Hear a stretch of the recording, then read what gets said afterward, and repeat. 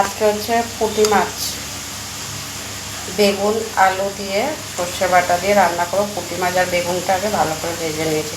আজকে পুঁটি মাছটা একটু কড়া করেই ভেজেছি।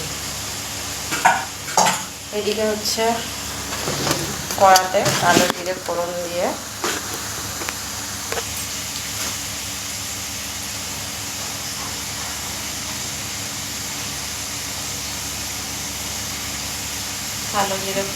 রাখো, আলুটা ভেজে নিয়ে আসছে।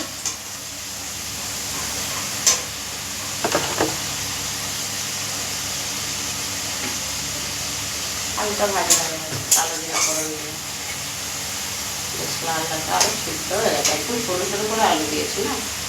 এবার এতে পেস্ট আছে দেখো, সামান্য ধনে নিয়েছি, গোটা ধনে, সামান্য জিরে, কালো সর্ষে 2 চা চামচ, সাদা সর্ষে 1/2 চা চামচ, 3-4টে গোটা শুকনো লঙ্কা নিয়ে একসাথে পেস্ট করে নিয়েছি।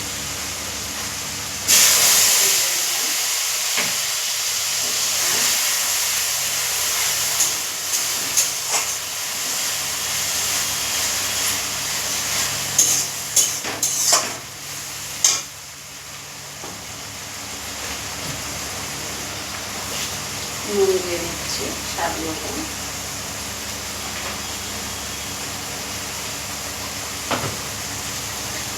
তরকারিটা কিন্তু খুব বেশি নুন কড়া করবো না, আর বেশি ঝোলও করবো না, কেন কি সর্ষে দিয়েছি না। নুন যতটা, অনেকে না সর্ষে বাটা একটু নুন টান খায়, সর্ষে বাটাতে একটু ঝাঁজ বেশ নুন টান অনেকে খায়, কিন্তু দেখেছি অনেকে ভিডিওতে বলে, কিন্তু একদমই কম খাবো যাতে সর্ষে বাটাটা ঝাঁজ বেশি না লাগে। সর্ষে বাটায় ঝাঁজ লাগলে আমার তো ভালো লাগে না খেতে, নর্মাল ঠিক আছে।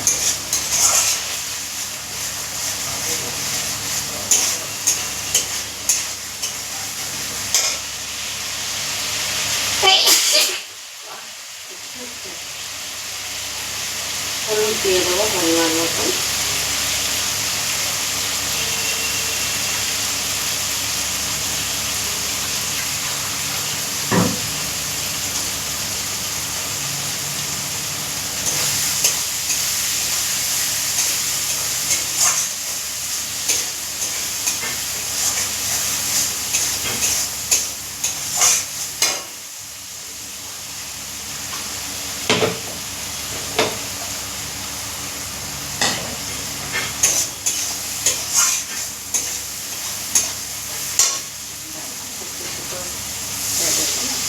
জল দিয়ে দিলাম পরিমাণ মতো।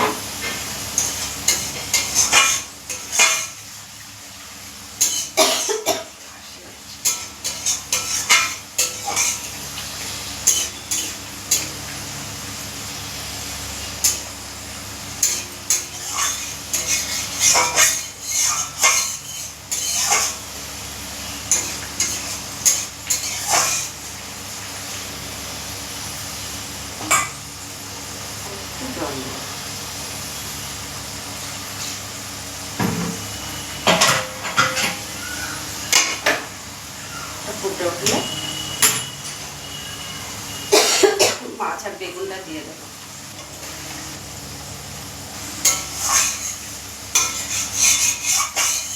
ফুটেই উঠেছে প্রায়।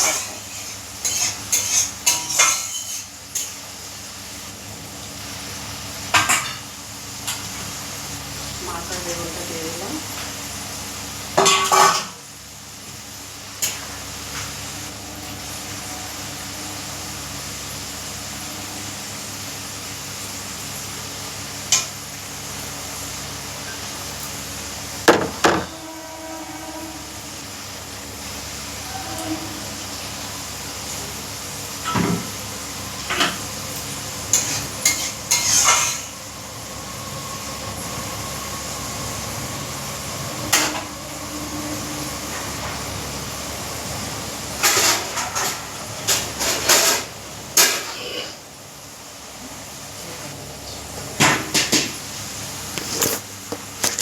তো বন্ধুরা, সর্ষে বাটা দিয়ে বেগুন দিয়ে পুঁটি মাছ রান্না হয়েও গেছে, একটু ফুটে উঠলে নামিয়ে নেবো। খুব বেশি কিন্তু সময় লাগে না এই রান্নাটা।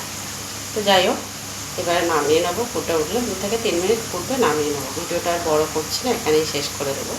কে কোথা থেকে ভিডিও দেখছো কমেন্ট বক্সে জানিয়ে দেবো। ওখানে টাটা সবাইকে, ভালো থেকো সবাই। আবার পরে চলে আসবো ভিডিও নিয়ে তোমাদের মাঝে।